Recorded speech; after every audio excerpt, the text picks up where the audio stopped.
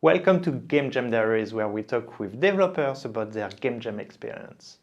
A few weeks ago, I went to Copenhagen for the Nordic Game Jam, which is one of the biggest jam in the world. There were a lot of interesting projects, but one in particular caught my eyes, and today I will talk with one of the developers. Yes, my name is Joel. I'm from Sweden. I work as a programmer and I do video games at game jams in my spare time. Joel and his team worked on a game called Feedback Loop. In the game, you are a little squid swimming and avoiding trash in the sea. The idea is simple, but how they develop the game is really interesting because instead of finding concept and making it 2 days, they just started with anything playable, put it in front of players to get their feedback and change the game based on that. Was it the first time you went to the Nordic Game Jam? Yes, it was the first time. Yeah, I knew Jonatan, the musician. We studied together in Örebro in Sweden, and I met Pat and Lars at the jam. So the idea from the get-go was let's make something small and iterate based on feedback of others. Yes. We agreed on that the processes were the most interesting in this case to begin with. At least that's what we wanted to do first. Yeah. So we actually had our first game, the first iteration out within an hour. That was wow. Yeah, so it's pretty cool. It was just basically just like a box jumping up and down and stuff coming from the side, and you have to avoid them or catch them. We didn't really tell the players anything, so they just played and we went from there.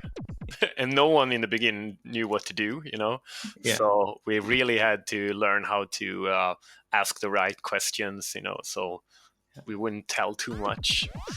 And what we noticed very early was that people jumped off screen. So people were just pressing stuff, and that would make the player fly away and never come back. So I think one of the challenge was probably like you get tons of feedback. Oh, yeah. And so how did you sort out the feedback? So we did have like a document where we put all the, I think it's in the GitHub. I might be able to find it, but we put a document with all the stuff in it, what people said. And we had 4 questions, I think. But we asked them, was it something that confused you when you were playing? And we asked if there was something they want to see in the game that they felt was missing. Was it something they didn't like? And something that resonates with you, so we felt like was a good decision. At a certain point, it sort of went out of hand. We got so much feedback that we didn't know, we didn't have time to act on it, Yeah. So we grouped them together and went for like the thing that most people talk about will be the one that we fix first. So I know that, for example, the camera outside that you were flying out screen was a thing people complained a lot in the beginning, because that actually made the game unplayable, because when you were outside screen, you just had to reset, right? So, for example, the squid, did it came from an idea from somebody, or it's your team who found the squid, or?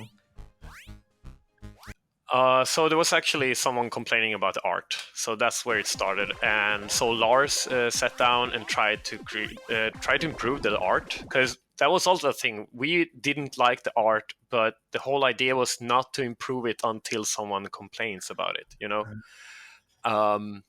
So as soon as someone complained about the graphic, Lars was like, yes, let's do it. And he sat down and he made a character. I don't know if he made a squid or just like a ghost or whatever. But people looked at it and they were like, oh, it's a squid. And it became a squid. And someone said, oh, we love the squid, and we love how the squid is trying to avoid all the crap in the sea to like get just to have fun. And that's where the theme came from, and how the environment thing came into the game. But we settled on the water, so that was actually a really nice solution, that when you're in the water, you can jump. But as soon as you go above the surface, you can't jump anymore, so you will automatically come back down. Yeah, I think that I know that people say, I got this in the feedback as well. Someone said dynamic music is cool. They liked it, and it feels cool when the music starts pumping.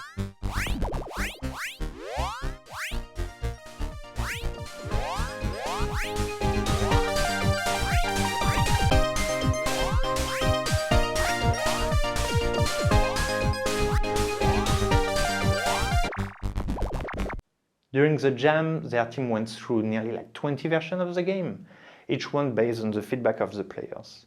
Some iterations were like small tweaks, others were like adding big features. So it's difficult to describe all versions, but I had to ask which iteration had the biggest impact on the game. The big changes we did was helping the player to stay in camera, like in screen. That was a big difference because that made the game endless. Because before it was like people flying outside screen and we have to reset every time. So that's definitely made a difference when we had the camera following the player, and also, and I guess the feedback with the theme with the squid in water made a huge impact as well, because that's when we got the graphics in and the water that prevented people from going out screen. Yeah, I think when I'm reading the feedback, I think I have to give a lot of credits to the music and sound. Actually, I've been to a couple of jams this last year, and the best jams that I go to, at least the ones with the best results, is where you add the music and the design early in the process. To help during the development, the team used a tool called Butler. It's a great command line tool for itch.io that lets you push new versions very easily and even create patches.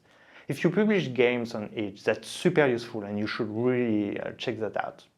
Yeah, it was quite interesting. And also Pat set up the this continuous what do you call it, continuous deployment thing. So we just pressed a button and it would be rebuild the game and push it through onto itch. So that was, in the beginning we were like, no, we don't have time for that, because it usually takes a lot of time to put up all these scripts and all the stuff. But he put down a couple of hours, and I think I think it bought us a lot of time in the end, like because when he was done, everything just went smoothly. We just press a button, everything just worked. And it was quite fun. The last day, Lars was out running, trying to get as much feedback as possible. So he grabbed his computer and just ran around and asked people to play it. And then he was gone for a while. So I tried to find him. And when I found him, someone was playing the game, and they were like, I don't remember what they were feedbacking on, but they said, I think it was the score maybe. And they said like, yeah, it would be fun if there was some kind of score in the game. And I just refreshed the browser and there was score. Because we already got the feedback and we put it in and we just deployed it. And so that was like a golden moment. The game was also built using Godot, which is a game engine that really gained popularity these days. It's like Unity, but open source. So I had to ask Joel why they chose this engine in particular. I think the reason was mainly because of me, because I've been wanting to use Godot for such a long time. I really love it. First off, I'm like a huge open source fan, and I do all my game jams and all my development on Linux. So Godot is really good engine for a Linux user. When I came to Denmark, I said like, I don't have any other engine. So if you want to work with me, we have to use Godot. And Pat said, I want to try it. It sounds great. And Jonatan was making music mostly, but he's also a programmer, so he's pretty. What do you say? He got into it pretty easily. And Lars was focusing mainly on like graphics and getting the feedback. So he was sort of like, yeah, use whatever engine you want to. It's fine. So we decided on Godot. The documentation for Godot is so awesome. It's really nice, and you have it in the engine. You just search, and it will find it for you in the editor. It's really nice, and I think that Pat, for example, he hadn't used Godot before, but he has sat down, he has Googled a little bit, read the documentation, and then he made the squiggly arms really easy and fast. So I think it's it's definitely becoming a really good engine. Maybe any advice for other game jammer? I don't know. I would say just have fun, talk to people. That's the best thing about game jams. And I don't know, sometimes people say don't learn new things in game jams, but I would say that's fine. Do that if you want to, but don't expect making a finished product if you learn something new. Thank you so much to Joel for chatting with me, and of course thank you for watching. You can play the final version of Feedback Loop like right now in the browser. You just have to use the link down below. And don't forget to subscribe to not miss the next video. Bye.